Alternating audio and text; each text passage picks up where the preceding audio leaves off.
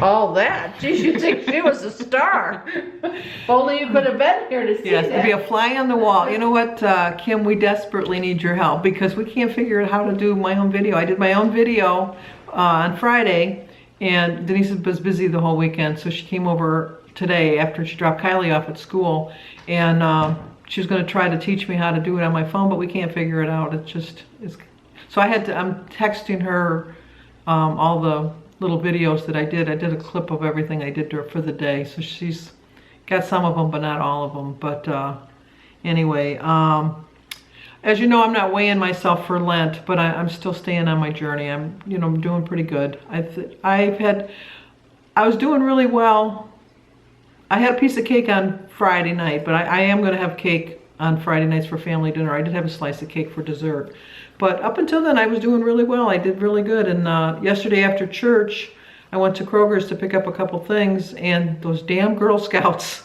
And, I could pass up a Girl Scout, but the brownies, you just can't pass them up. They're just so cute. And so I bought 5 boxes of cookies, but I bought 3 kind for Jim that I don't like. And then I bought 2 of mine, and I put them in the freezer. So I like the Thin Mints, and I eat them. I eat them frozen, but we're not going to let Denise know. Sounds good to me. But, so I eat them frozen, and I'll just eat like a couple cookies at a time and just take them out of the freezer that way. So they're really good, but they're just so darn cute, those little girls. It's just, and they, like they fight to get to you, whatever. But, and so then I'm going to talk about something. We have a priest at our church that is very hard to understand. And so he prints his sermon in the paper so that you can read it beforehand. We had the other priest, so this wasn't his sermon, but afterwards, I always do read the other priest's sermon because he is very,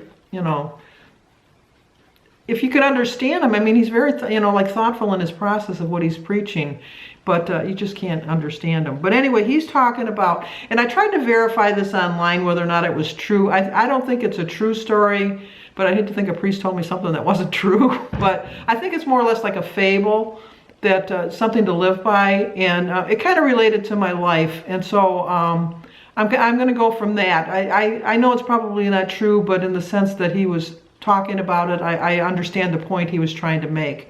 And he was talking about eagles, how they live to be 70 years old. But when they're 40 years old, they've reached a point in their life where their beak has gone so curved that it curves right into their chest. And then they have a very difficult time looking for food. And their claws get really, really sharp, and their feathers get really heavy because there's too many feathers. And since their beak is so thick, they can't groom themselves, and so they're no longer able to fly. And since they can't fly, they have a hard time looking for food. So they've reached a point in their life at 40 years of age that they can either make the choice that they're just going to give up and die, or they're going to really fight, and they're going to fight to live. And they're going to spend the next amount of time reforming themselves and, like rebirth, having a rebirth of some sort.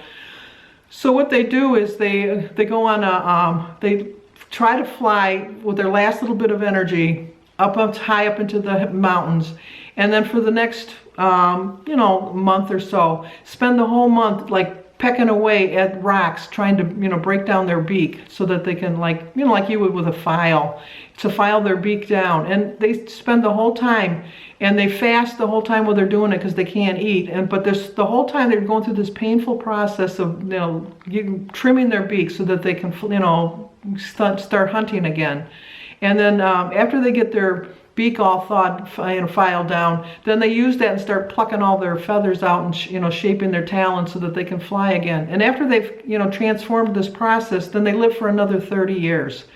Not that I plan on fasting or beaking away at my face or anything like that, but I do kind of see that as far as my journey. I've reached a point in my life, like I'm 65, as you know, and I can either just give up and die, which I don't want to do, or I can really take my life into my own hands like the eagle did, and really try to transform myself. And so that's why I'm on this journey, and I really want to do that. So I'm going to spend the next year like in a process of reforming, having a rebirth of some sort, where I'm going to lose my 100 pounds. I'm going to have another awakening, and I'm going to live for another 20 or 30 years.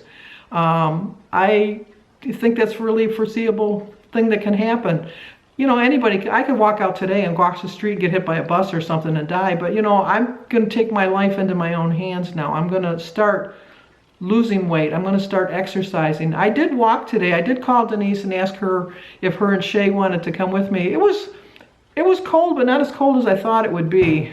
And, but she said no, you know, she was busy with Kylie because they got a late start on their learning stuff today. And I'd bring Shay, but the damn dog poops all the time, and I'm not one to pick up dog poop. I would pick it up, but why? I don't have a dog, so I'm not going to. So I did go for my walk. I felt really well. Now you get to hear all the clocks go off.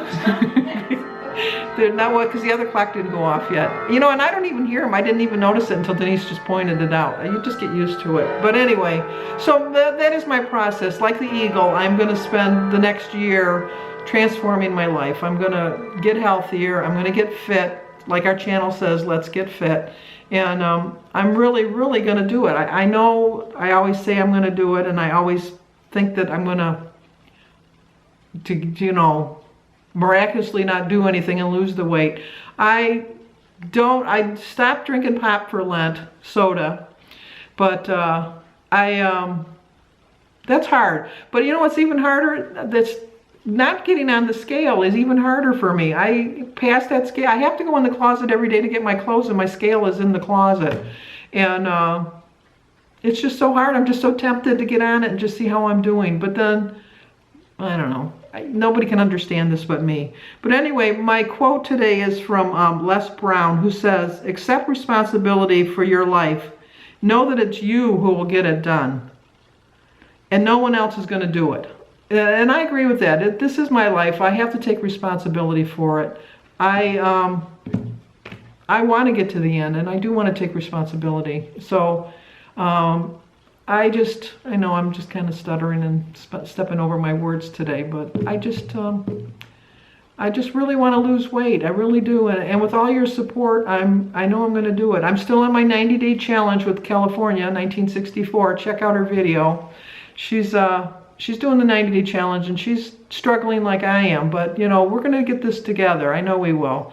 And then I see that Gina in spades, oh my gosh, you've lost all that weight, and Cena getting fit's over 100 pounds. And so you really are my inspiration. You really, truly are. And finding my light, I'm thinking you're finding your light. I'm so proud of you. I'm so happy that you're finding your light. It's just, you really are. I'm going to get all emotional about that, but I feel so bad for you when I watch some of your videos, and boy, you got such a sparkle to you now, and it just makes me so happy. So, but anyway, you know, enough of that. Just modeling on. But like us, Denise is over there somewhere. Sorry. Subscribe, comment, and share. And look for my other video. I'm sorry it's going to be all splotchy and whatever. It was my first effort doing it, but if we can ever figure it out, I really did enjoy it. I really had a good time doing it. So hopefully Denise and I can figure it out. So hopefully we'll see you on Wednesday.